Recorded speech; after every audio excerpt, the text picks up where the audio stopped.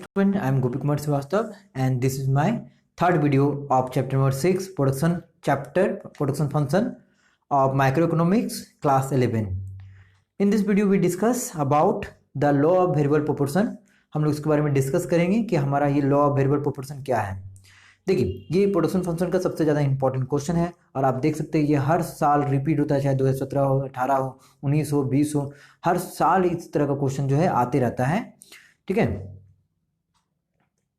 फिर आप देख सकते हैं यहाँ पे मैं बता, देखिए इस क्वेश्चन को अगर आप और में लिखेंगे तो इस प्रकार से भी लिख सकते हैं, explain the effect of output when only one input is increase all other input are held. देखिए आपको ये अब समझ में आएगा क्योंकि जब मैं आपको टेबल के अनुसार बताऊंगा तो आपको अच्छे से समझ में आने लगेगा। ठीक है, कि आखिर लॉ ऑफ वेरिएबल प्रोपोर्शन है क्या। चलिए देखते हैं लॉ ऑफ वेरिएबल प्रोपोर्शन के बारे में, थोड़ा पढ़ते हैं कि लॉ ऑफ वेरिएबल प्रोपोर्शन है क्या। आप बस इतना याद रखिएगा कि लॉ ऑफ वेरिएबल प्रोपोर्शन जो है वो शॉर्ट रन में के लिए होता है। शॉर्ट रन मतलब शॉर्ट पीरियड, और शॉर्ट पीरियड का मतलब 1 ईयर, और 1 ईयर में जो दो तरह का फैक्टर होता है, फिक्स फैक्टर और कौन होता है, वेरिएबल फैक्टर।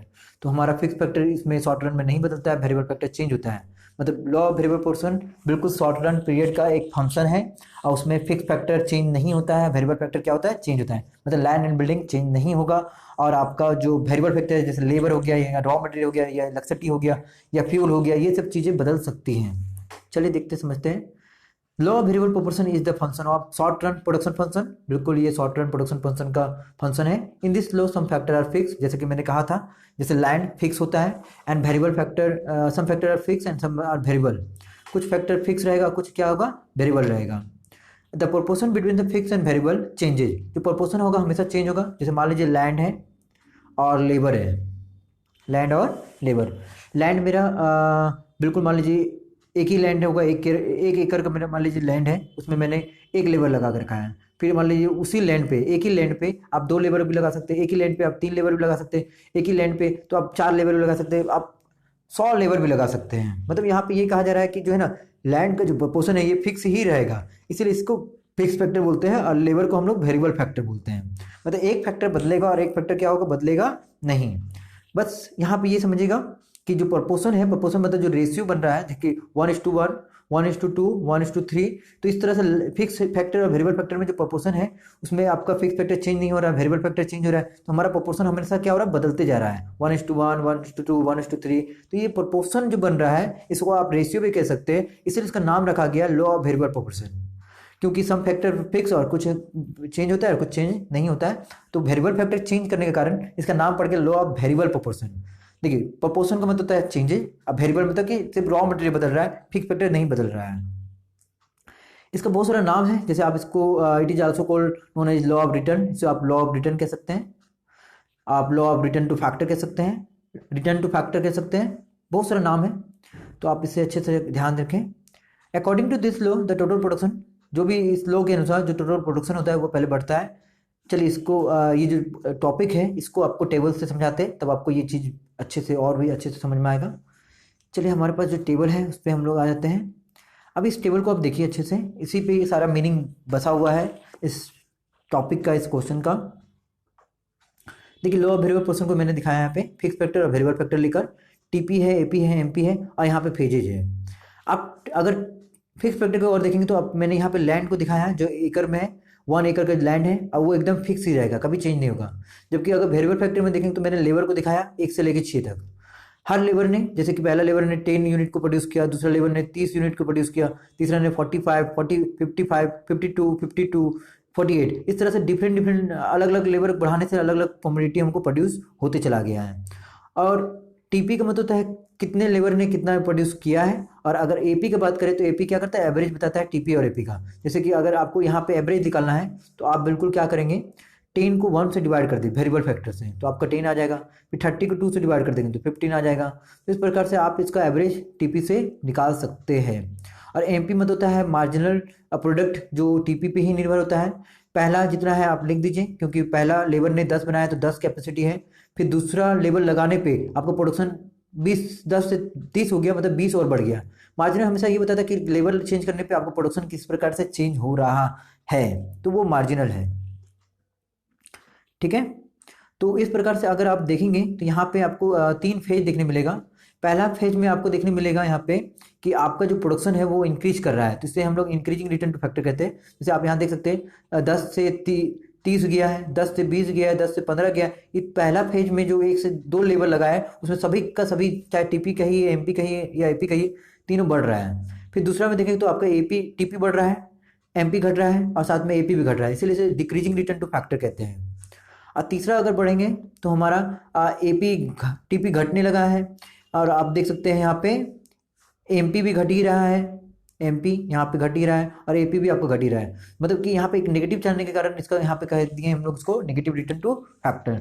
मतलब अगर लो ऑफ वेरिएबल प्रोपोर्शन को देखा जाए तो ये आपको बेसिकली यही बता रहा है कि कितना लेवल लगाना चाहिए हमें प्रोडक्शन करने के लिए कि हमारा प्रोडक्शन ठीक ठाक रहे। जैसे मान लीजिए 1 लेवल लगाया 10 बनाया, 2 लेवल लगाया 30 बनाया, 3 लेवल लगाया चलो 45 बनाया, 4 बनाया तो 52 बनाया, अब 5 बनाने पे भी 50 बनाया, तो हम क्यों 5 बार लेवल को लगाए? मतलब हमको इस फेज से नुकसान हो रहा है और कोई फायदा नहीं, तो हम 4 लेवल को ही लगाएंगे प्रोडक्शन में। तो हमें इससे सीखने मिल रहा है कि हम लोग को आखिर कितना लेबर को लगाना चाहिए। मतलब ये टॉपिक जो है बेसिकली वेरिएबल फैक्टर को बताता है कि आप कितना वेरिएबल फैक्टर इन्वॉल्व करेंगे फिक्स फैक्टर के साथ। और कोई भी प्रोडक्शन करने के लिए हमें फिक्स फैक्टर और वेरिएबल फैक्टर जरूर चाहिए होता है। ठीक है, तो चलिए आप देख सकते हैं यहाँ पे हमारा जो टीपी है पहले इंक्रीज कर रहा है, फिर कांस्टेंट है, फिर क्या है डिक्रीज है ना।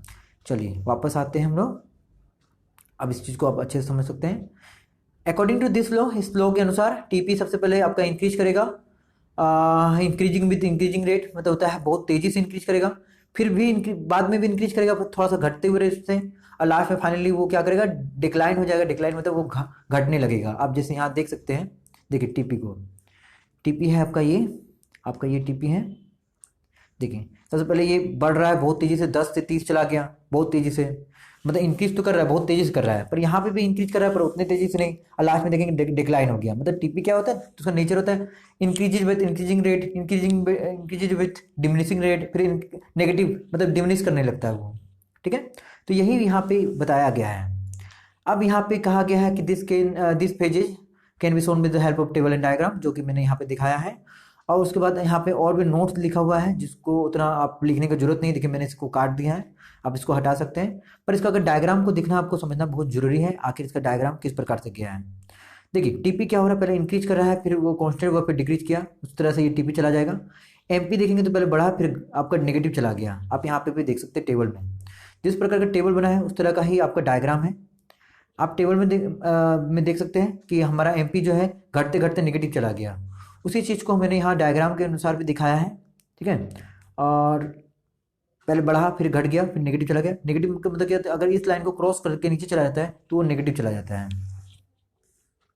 ठीक है, इस डायग्राम को बनाने के लिए आपको कहीं कोई दिक्कत नहीं करना पड़ेगा, क्योंकि आपका टीपी सिर्फ ऊपर रहेगा और आपका एमपी नीचे रहेगा। आप चाहे तो इस डायग्राम को एक साथ भी दिखा सकते हैं, एक टेबल में भी दिखा सकते हैं। आप इसके बारे में और भी लिख सकते हैं, जैसे फेज 1 में क्या हो रहा था देख सकते हैं। टीपी 1 में आपका टीपी जो है इंक्रीज कर रहा था इंक्रीजिंग रेट से, फिर टीपी इंक्रीज कर रहा था डिक्रीजिंग रेट से, फिर लास्ट में वो डिक्लाइन करना स्टार्ट कर दिया। तो इस प्रकार से आप फेजेस को लिख सकते हैं, और अगर आप चाहें तो तीनों डायग्राम को एक साथ भी दिखा सकते हैं। मतलब आप 2 डायग्राम में से एक डायग्राम ही बनाएं, या ऊपर वाला या फिर इससे बना दें। इसमें भी दिखाना है कि टीपी बढ़ते बढ़ते घट गया, फिर आपका एमपी नेगेटिव जा रहा है। एपी कभी नेगेटिव नहीं जाता है, वो हमेशा कुछ ना कुछ पॉजिटिव ही रहेगा, और इस प्रकार से डायग्राम खत्म होता है। और यहाँ भी आप फेजेज बना सकते हैं टेबल के अनुसार। मतलब आपको यहाँ पे साफ याद रखना है कि ये जो और है ये आपका एक ही क्वेश्चन को 2 भागों में बांटा गया है, मतलब सिर्फ टेबल और डायग्राम के लिए, या फिर आप ऊपर वाला टेबल और डायग्राम बनाएंगे या फिर आप नीचे वाला टेबल और डायग्राम बना सकते हैं। ठीक है, नेक्स्ट वीडियो हम लोग डिस्कस करेंगे रिलेशनशिप बिटवीन टीपी और एमपी में। Thank you, this video is completed, must write this.